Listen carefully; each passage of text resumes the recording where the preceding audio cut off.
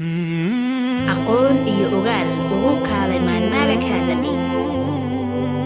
Assalaamu calaykum waraxmatullaahi wabarakaatu. Idlahaan saaxiibada Maanmal Academy. Mar kale iyo muuqaal kale waa dhiganaheennii garta dhaqanka iyo xeerka Soomaalida. Dhagaystayaal, toddobaadkii hore waxay inoogu joogtay cimbasho, halkii ayaan kasii ambaqaadi doonaa haddii alla weyne ogolaado. Millad waa dhaar, markhaati waa marag, qiraal waa qirasho wax aan la dafiri karin. Ereyga ah waa gacan. Waxaa loo isticmaalaa garaha. Waxayna dhacdaa marka uu nin golaha garta ka hadlayo uu wax kuu qoro ama kugu gafo, taas ayaad oranaysaa waa gacan. Macnaheeduna wuxuu yahay waa wax ii soo kordhay. Igmad waa marka dhinaca qofka ramaya uu yiraahdo hebel ayaa aniga ii hadlaya, taasina waxa uu macnaheedu noqonayaa qof aad u dooratay inuu ku hadlo. Igmad ama afhayeen. Laakiin la igmaduhu waa inuu laba wax iska duwaa, labadaas shayna waxay kala yihiin xigasho oo uu had iyo goor yiraahdo islaam allow hebel wuxuu leeyahay, iyo inuu yiraahdo dhibaabane waa nin leh. Qodobka hore waxa uu macnihiisu yahay inuu ninka la igmaday bilowga horeba caddeeyo in waxa uu ku hadlayo aanu isagu lahayn ee uu yahay wixii uu sheegay ninka garnaqsanayay. Sidoo kale aan ninka la igmaday bilowgaba cadeynin in wixii dhibaabaha ee ay gartu leedahay ay u iinanayso ninka garta leh, haddii kale ilayn isaga ayay fuulaysaa. Dhibaabuhu waxa weeye dhaarta, markhaati oogista, kharashka iyo wixii la mida. Daysi waa maalinta la ballamiyo guddida garta, ha noqoto maalinta ergada dhexdhexaadintu soo warbixinayso, ha noqoto maalinta gartu dhacayso, ama ha noqoto maalinta la isu soo dhiila dhaansanayo la isu soo diyaar garoobayo.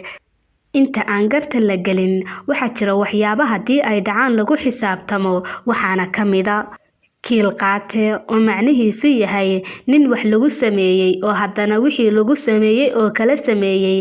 Ninka caynkaasi ah waxaa loo yaqaanaa kiil qaate. Sidaa daraadeeda ninka kiil qaataha ahi xal iyo daahin midna ma laha, ha yeeshee waxa xal iyo daahin leh ninka qadaf loo geysto balse aan isagoo af iyo adin toona waxba geysan oo ceebka saliim ah. Maluug ama bidaal. Ereyga maluug ama bidaal waxa uu macnihiisu yahay tuhun, waxaana badanaa ninka kiis caynkaasi oo kale lagu yeeshaa millad ama dhaar.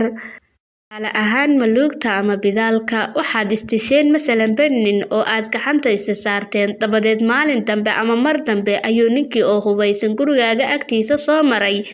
Goortii uu meel dhexe sii socday ayuu ninkii xasuustay inuu alaab gurigiisii ku soo ilaabay, dabadeedna mar labaad ayuu gurigaaga hortiisa soo maray, ilaa waa marankiisa misna mar saddexaad markii uu alaabtii guriga ka soo qaatay ayuu isla wadadii soo maray ilaa waa iridda gurigiisa.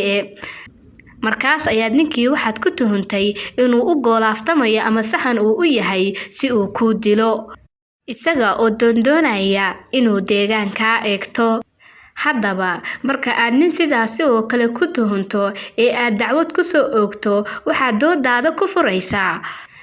Marka hore, erey waa iga duco, ereyna waa iga dadiif, ereyna waa iga dacwi, ereyna waa iga maluug. Oo haddii aad maluugta marka horeba soo qadinto oo aad dacwada ku darto, arrintu way kaa halowday, waayo waxa kugu filan in lagu yiraahdo oo keliya hubka adiga kuma sidan, waayo haddii aan hubka isaga u sitay markaaba maan ku dhufto.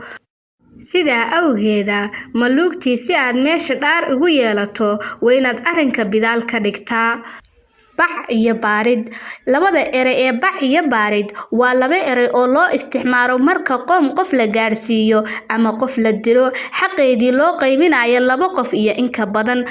Tusaale ahaan, haddii ay laba nin istagaalaan, kadibna iyagoo islaynaya ay isla dhacaan, markaasna uu mid ka mid ah jabo, weliba uu jabo kii wax lagday, markaas ayaa la odhanayaa baarid ama bac.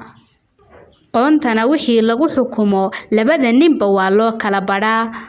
Sidoo kale, haddii ay laba nin oo ishaysta isla dhacaan, kadibna la kala cadeyn kari waayo labada ninkeeba waxyeelada leh, markaasna waxa qoontii loo qaybiyaa labada ninba.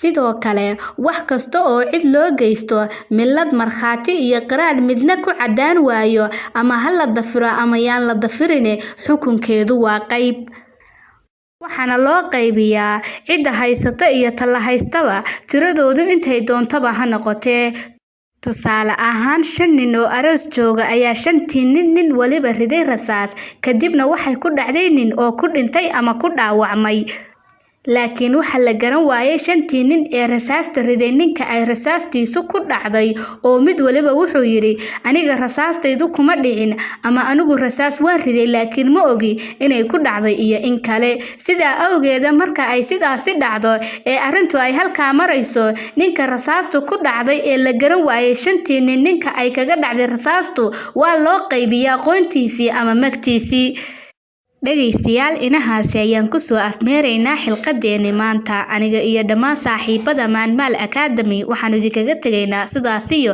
assalaamu calaykum waraxmatullaahi wabarakaatuh